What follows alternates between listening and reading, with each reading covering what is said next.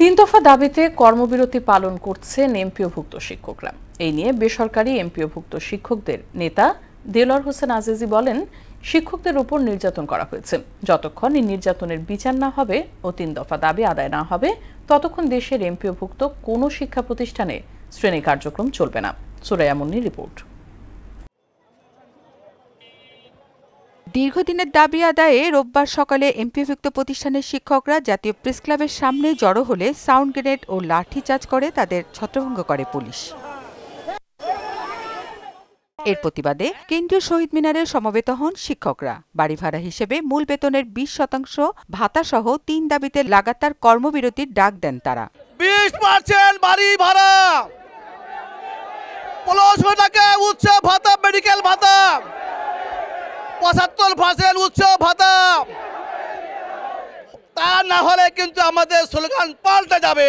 Cocktail নিক্ষেপ করেছে, যাতে আমরা শত শত শিক্ষক বিভিন্নভাবে আহত হয়েছি।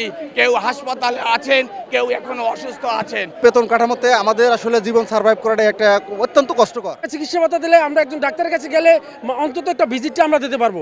আমরা এই অবহেলা থেকে মুক্তি চাই। দাবি আদায় না হওয়া পর্যন্ত দেশের এমপিওভুক্ত কোনো প্রতিষ্ঠানে শ্রেণী কার্যক্রম চলবে না বলে জানান শিক্ষক নেতা দেলোয়ার হোসেন আজিজি। আমরা এখানে যতক্ষণ দাবি আদায় না হবে 24 আওয়ার্স আমরা এই শহীদ মিনারকে কেন্দ্র করে আমাদের কর্মসূচি পালন করব।